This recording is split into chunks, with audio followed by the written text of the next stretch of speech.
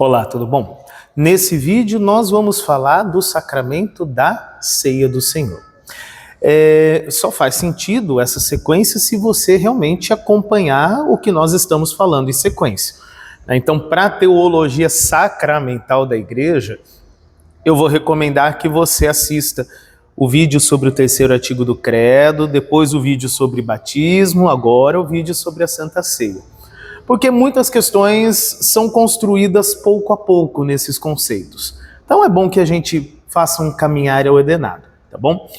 Agora, falando sobre a Ceia do Senhor, tem vários nomes pelo qual a gente pode chamar esse sacramento. Você pode chamá-lo de Ceia do Senhor, Sacramento do Altar, Eucaristia, enfim, tem muitos nomes. E a briga não é por questão de nome, né? Por questão de vocabulário. Então, tem aí uma opção de nomes. A própria Bíblia chama de vários nomes diferentes. Então, você não precisa ficar restrito a apenas um nome. A grande questão é o que é a Santa Ceia? Eu vou ler como está escrito no Catecismo. É o verdadeiro corpo e sangue do nosso Senhor Jesus Cristo para ser comido e bebido sob o pão e o vinho por nós cristãos, como Cristo mesmo instituiu. Aonde que Cristo instituiu? Bom, você tem 4 lugares na Bíblia, isso daí, né? Lendo apenas alguma das referências ali, Mateus, Marcos, Lucas e o apóstolo Paulo registram isso. Nosso Senhor Jesus Cristo, na noite em que foi traído, tomou o pão, tendo dado graças, o partiu e deu aos seus discípulos, dizendo: tomai e comei, isso é o meu corpo que é dado por vós, fazei isso em memória de mim. A seguir, depois de cear, tomou também o cálice, tendo dado graças, deu dizendo: bebei dele todos, porque este cálice é a nova aliança no meu sangue, derramado em favor de vós para a remissão dos pecados. Fazei isso todas as vezes que bebedes em memória de mim. Esse é o texto básico que a palavra de Deus repete em vários pontos e dá base a todo estudo sobre esse sacramento que é a Santa Ceia. Por que nós temos 4 vezes o relato, né? E eu estou enfatizando isso, parece 4 vezes na Bíblia o relato. Isso mostra a importância. Relatar 4 vezes a mesma coisa é um tipo de ênfase. Então, quando você vai falar da Santa Ceia, isso não é uma doutrina secundária, isso não é simplesmente uma coisa opcional ou algo sem importância, não é como discutir sexo dos anjos, mas a Santa Ceia ela é uma doutrina central e importante. Tanto que, quando a Bíblia fala disso, não só ela repete o texto 4 vezes, mas em todas as 4 vezes, a linguagem usada para falar disso é simplesmente uma narração dos fatos. Em nenhum lugar você vai ver isso sendo apresentado de forma poética, por exemplo, porque um texto poético, as palavras tendem a fugir do seu sentido literal, né? Num texto poético é muito comum que as palavras sejam interpretadas de outro jeito, né? Você falar, os céus proclamam a glória do Deus vivo. Eu não estou escutando o céu falar, né? A gente dá uma mudada no sentido das palavras, faz parte da poesia. Mas quando se fala da Santa Ceia, em nenhum deles você tem linguagem poética, em nenhum deles você tem um tipo de linguagem que te permita interpretar as coisas de um jeito diferente do que o que está escrito. E isso é um ponto importante, porque a forma como nós vamos interpretar o texto é respeitando o que ele está dizendo. E ele está escrito na forma de um relato histórico. Portanto, a gente tende a se manter mais preso ao sentido primeiro das palavras. E quando nós falamos sobre isso, quem institui a Santa Ceia? E a Santa Ceia não foi criada por pessoas qualquer, mas pelo próprio Jesus. Lembra que eu falo que todo sacramento ele é criado pelo próprio Cristo. Precisa, isso é um requisito, né? Na nossa definição de sacramento aqui na nossa igreja, né? E tem que ser criado por Jesus. Então, dá uma olhadinha lá, 1 Coríntios 11, os versos 23 e o 24, mas principalmente o comecinho do 23 que diz: porque eu recebi do Senhor o que também vos entreguei, e aí começa. Que o Senhor Jesus Cristo, na noite que foi traído, tomou o pão, tendo dado graças, e segue. O que ele entregou foi, o que ele recebeu foi da parte de Cristo, né? A ceia, portanto, ela não é invenção humana. Esse ponto é importante a gente se lembrar. Outra coisa que eu acho que é interessante que a gente tem em mente ao falar do texto, né, da Santa Ceia, é sobre os elementos. Eu já vi muita gente defendendo que qualquer coisa serve para fazer a Santa Ceia. Se eu quiser substituir por uma pizza e uma Coca-Cola, tá tudo bem, né? E tem gente sério mesmo falando isso de verdade. Eu acho que nesse ponto é interessante a gente refletir sobre o quanto a gente tem apreço e respeito pelas palavras de Jesus. Porque os elementos da Santa Ceia são o pão que ele usou, que foram preparados ali, né, com a farinha de trigo, enfim, o tipo de receita de pão que você faz não é o importante, mas o pão, né, pão tradicional ali, farinha de trigo misturada com não sei o que eu não sei fazer pão, é aquilo, né? Esse é um ingrediente que Jesus usou. E o outro é o vinho. Tem gente que vai dizer suco de uva. Na verdade, não. Tem uma série de explicações de que porque não é esse fruto da videira que está na Bíblia, não pode ser suco de uva. Uma delas é que na época do ano em que se celebra a Páscoa, não tem colheita de uvas. Qualquer reserva que tenha sido guardada antes já fermentou, né? Então não existe mais possibilidade de suco, né, de coisa não fermentada. Se você vai tomar na Páscoa, vai ser vinho, vai ser fermentado, né? Então, tem outros argumentos, apenas trazendo esse. Os elementos que Jesus usou são pão e são vinho. Isso é importante, porque ele junta a promessa dele nesses elementos. Se eu fizer com pizza e Coca-Cola, eu não tenho a promessa de Cristo ali, né, sobre esses elementos. Eu posso fazer um momento muito gostoso de comunhão com os irmãos, mas a promessa de Jesus está sobre essa celebração de que aquilo é corpo e sangue de Cristo. Ali eu não tenho essa promessa. Eu tenho quando eu uso os elementos que Jesus usou, né? Aí eu tenho promessa de Cristo. Portanto, se você respeita realmente a palavra de Cristo e coloca Cristo como centro da sua vida, você não vai mudar os elementos, né? Seguimos. O que Cristo está dando com esses elementos? Isso é interessante porque não é só um pão, mas junto com o pão existe o verdadeiro corpo de Cristo que você come, que você participa dele. Junto com o vinho, você participa do verdadeiro sangue de Cristo. E isso é inclusive sempre enfatizado quando nós fazemos a distribuição dos elementos, né?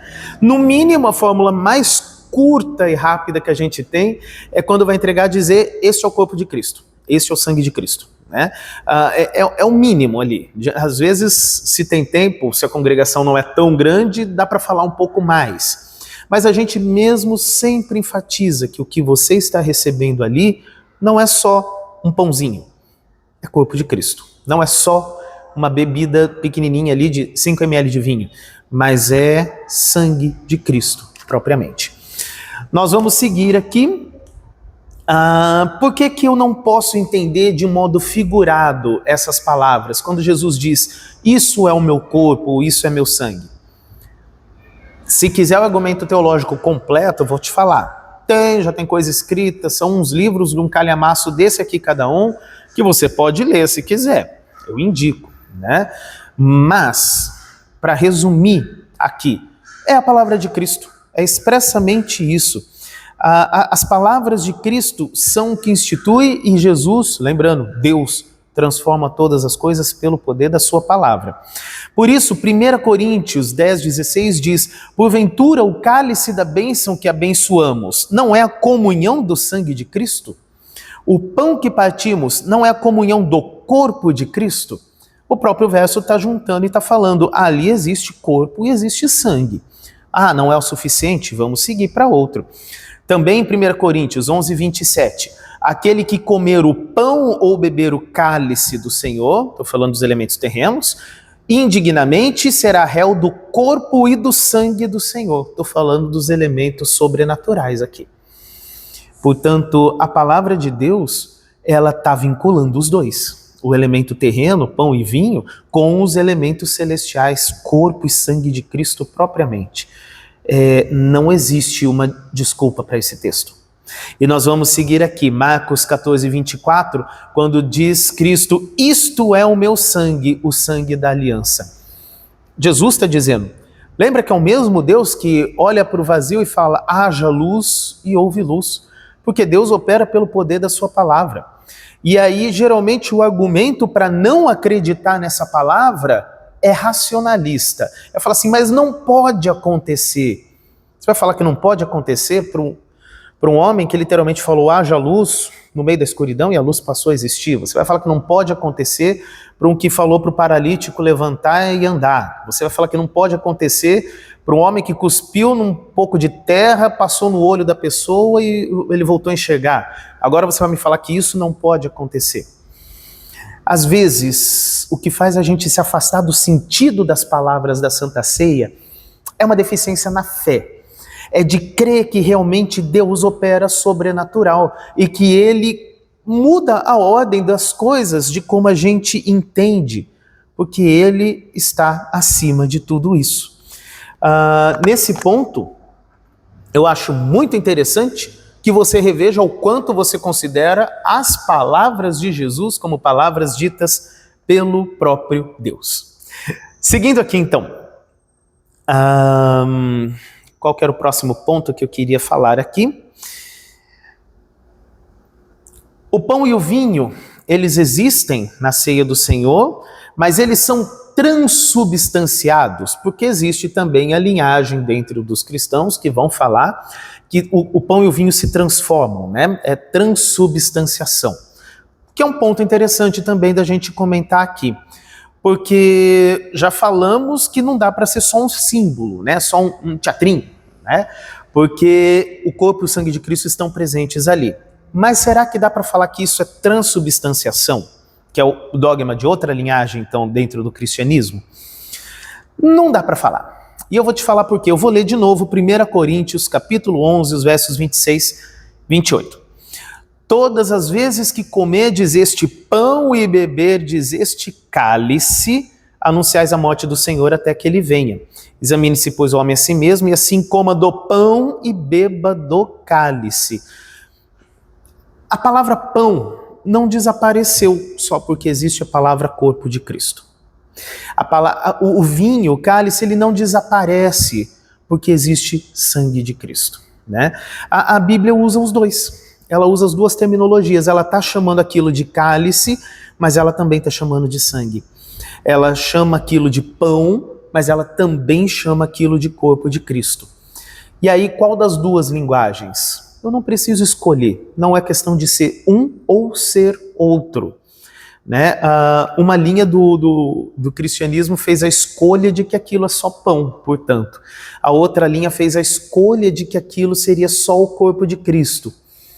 Mas se a Bíblia está usando as duas linguagens, e é Deus quem inspira a Bíblia como palavra dele, que nós cremos que é preservada de todo erro por inspiração divina, se nós levamos a sério a palavra de Jesus que diz isto é o meu corpo, isso é o meu sangue, e cremos nisso, então a gente não tem que escolher se é vinho ou sangue, se é pão ou se é corpo.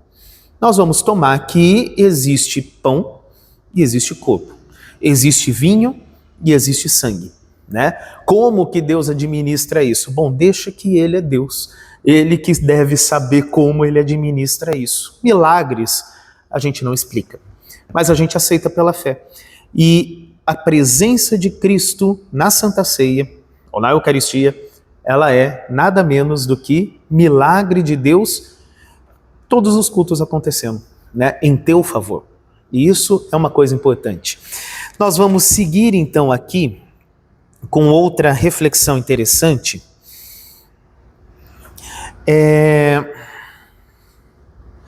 A questão é, posso entregar só o pão? Não entregar o vinho, por exemplo? Porque para muitos é hábito isso, né? Come-se apenas o pão e não se entrega o vinho. É melhor que a gente olhe as palavras de Jesus. É isso que eu falo sempre. Olha para o texto bíblico, olha o que Jesus diz, o que Jesus instituiu. E ali, Mateus 26, 27 diz, bebei dele todos. Se está escrito para beber A gente vai fazer o quê? Ir contra a palavra de Deus? Não, a gente vai distribuir também. Por isso, quando você participa da ceia, você nunca deve participar só de um dos elementos. Não deve só comer o pão e caminhar de volta para o seu banco, por exemplo. Mas você vai sempre participar nos dois elementos. Você vai comer e você vai beber, como Jesus instituiu, né? Como Ele nos orienta. A outra pergunta interessante que fica sobre a ceia é se a gente deve adorar os elementos. Fazer a chamada adoração eucarística, né? Que é quando os elementos são adorados.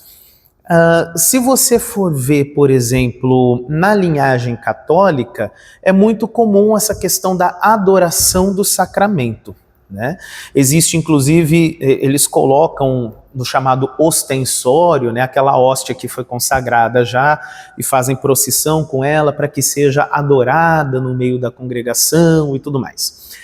E aí fica uma pergunta que eu acho interessante, porque nós também consideramos que Jesus está presente, se existe adoração eucarística. Nós não devemos adorar o pão e o vinho. Eu acho que isso é uma coisa bem tranquila de se entender. Nós não devemos adorar o pão e o vinho porque eles são só pão e vinho. Agora, o corpo e o sangue de Jesus, eles estão unidos a esses elementos quando o comungante faz aquilo que Jesus instituiu, né? Quando ele come o pão, quando ele bebe o vinho, ele está de fato recebendo Jesus presente ali. Então, dessa forma, você tem ali o corpo e o sangue de Jesus presente.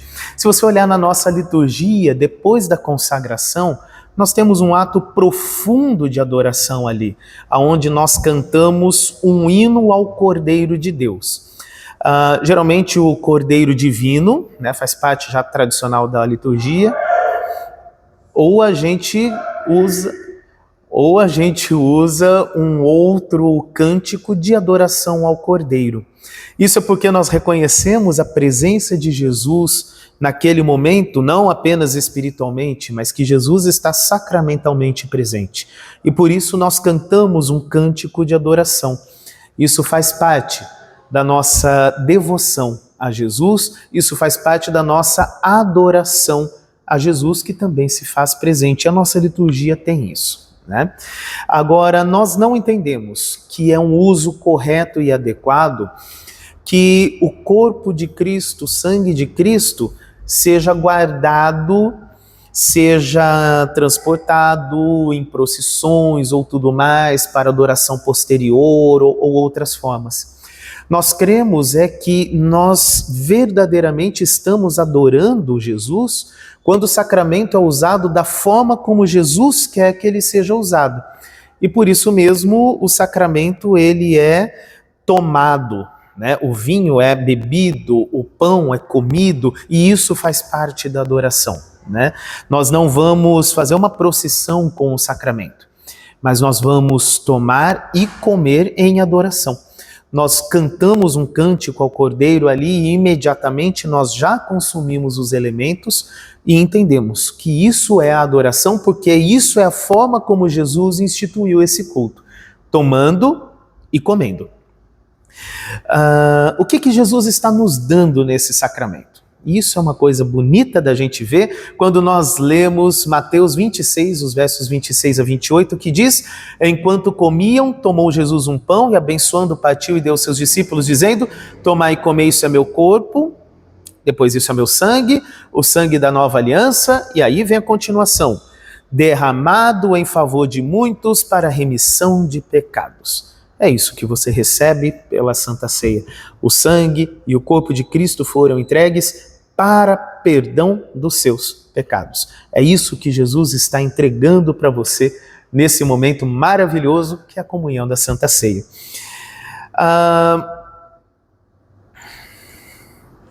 Nós recebemos, de fato, né, o corpo de Cristo, o sangue de Cristo pela boca. A gente come, né, a gente bebe, de fato. E para muitos isso é escândalo. Isso soa como algo errado.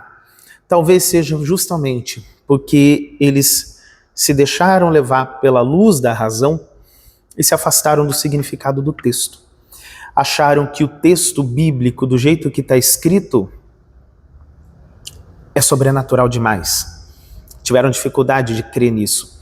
E por isso precisaram criar um sentido figurado, porque o sentido real das palavras foi um escândalo para eles. Por isso mesmo, né, levar em seriedade a palavra de Deus implica entender a presença real de Jesus na Santa Ceia. Entender que não existe empanação de Jesus, né? Jesus não vira nuggets ali, ele não vai empanar-se, mas que de uma maneira que é milagrosa da parte de Cristo. Ele se faz real e verdadeiramente presente, não só em espírito, mas com seu corpo e com seu sangue, de fato, presente ali na Santa Ceia, nos elementos, e você tem parte disso ao participar na Ceia do Senhor.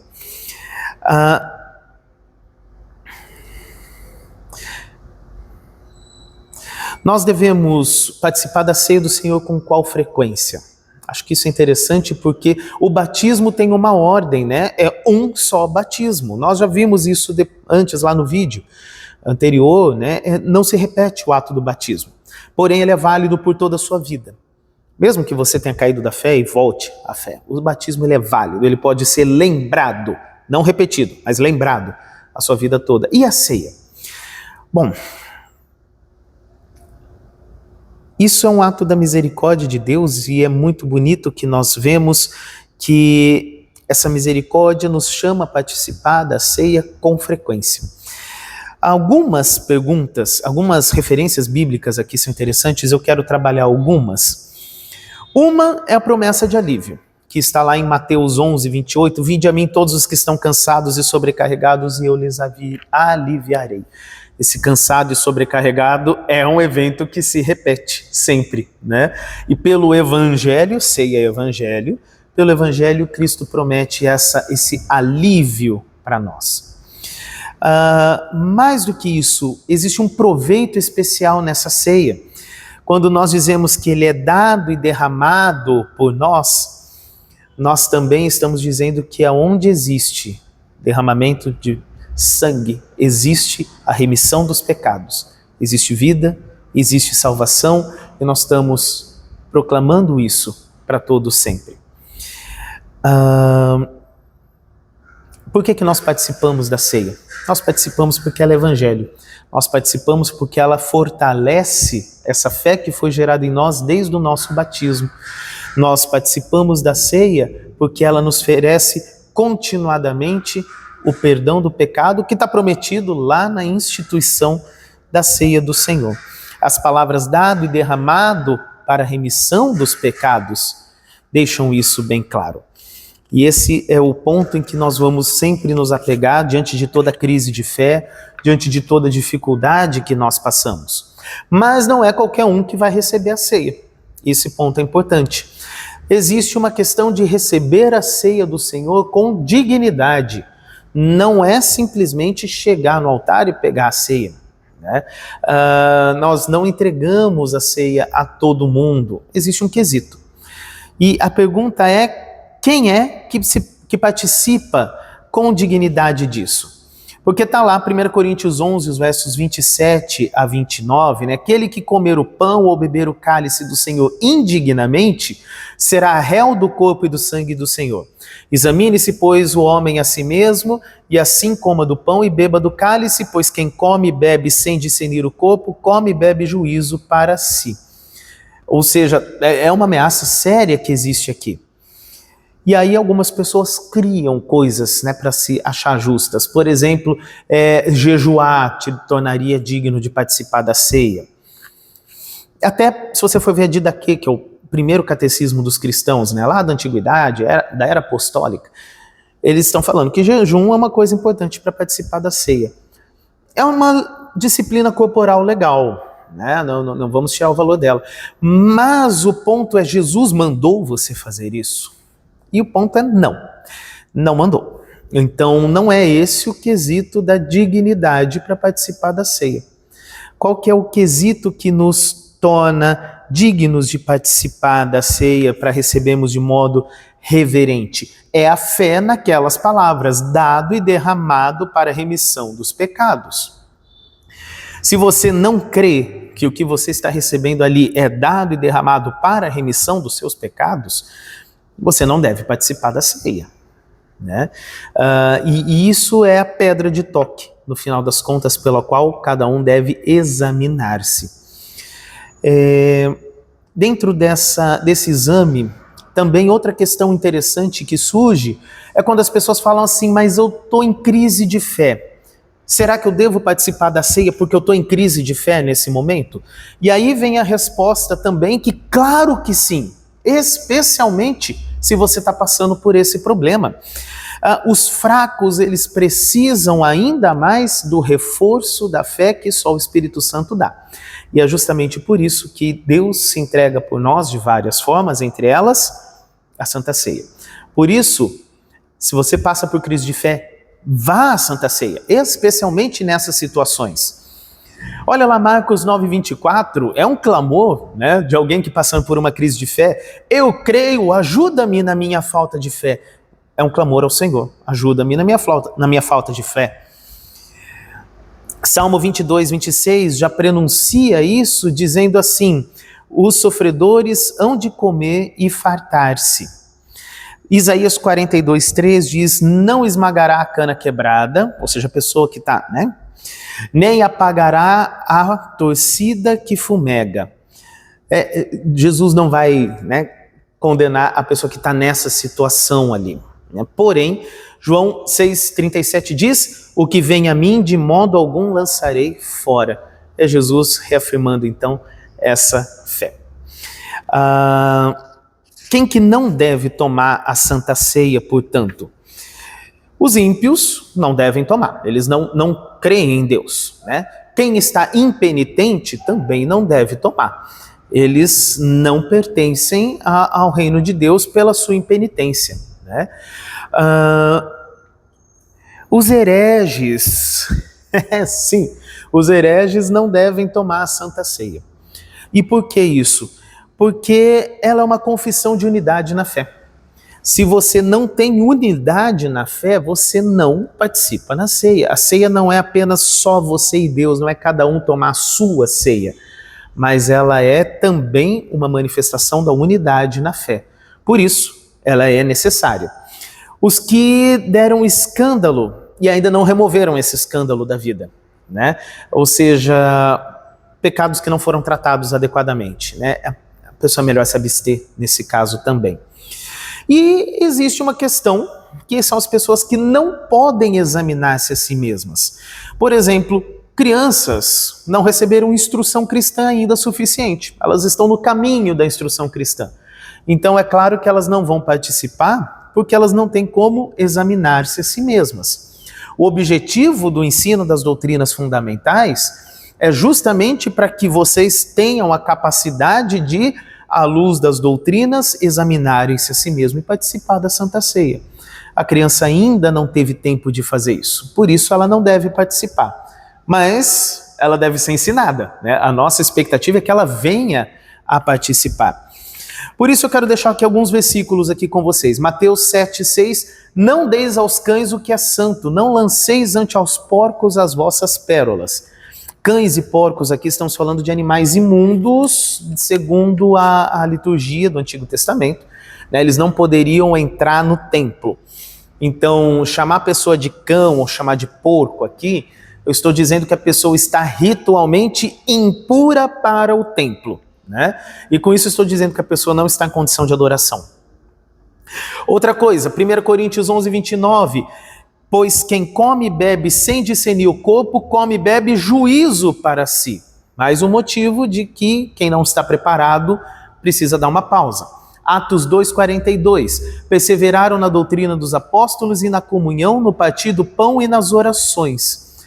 O partir do pão faz parte de um contexto, o partir do pão é a Santa Ceia, né? Onde existe perseverar na doutrina, na comunhão e nas orações, ou seja, essa vida da comunidade é necessária. Se você não está alinhado com isso, você não deve participar da Santa Ceia. Romanos 16, 17. Rogo-vos, irmãos, que noteis bem aqueles que provocam divisões e escândalos, em desacordo com a doutrina que aprendestes, e afastai-vos dele. Ou seja, não é tenham comunhão com eles, mas é afastai-vos. Essa pessoa que está causando tormenta dentro da igreja, ela precisa ser tratada à parte. Não abandonada, mas precisa ser tratada à parte, para que a situação dela seja resolvida, para que ela, em unidade, possa participar da Santa Ceia, né? Mas até lá, é um período que a pessoa deve se abster de participar. Mateus 5, 23, 24, pois ao trazeres ao altar a tua oferta, ali te lembrares de teu irmão que tem alguma coisa contra ti, deixa perante o altar a tua oferta, vai primeiro reconciliar-te com teu irmão e então voltando faz a tua oferta. Não tem a ver só com a oferta do dinheiro, tem a ver com tudo que está no altar, né? Antes de você apresentar-se diante de Deus, tenha certeza de que você está em comunhão com teu irmão. E isso também tem a ver com a mesa da comunhão da Santa Ceia. 1 Coríntios 11, 28, examine-se, pois, o homem a si mesmo. Aí vem a questão do autoanálise, e aí sim, coma do pão e beba do cálice. Por isso, nós temos alguns costumes entre nós, né? Primeiro que nós damos essa ceia somente àqueles que recebem o ensino necessário da doutrina, que prometem publicamente ser membros fiéis da igreja, né? Que confirmam essa fé, portanto. E aí por isso que as crianças não recebem. A gente faz primeiro aquela confirmação, onde depois uma fase de instrução cristã, ela vai confirmar diante da igreja que ela recebeu esse ensino e que agora ela pode examinar-se a si mesma, né?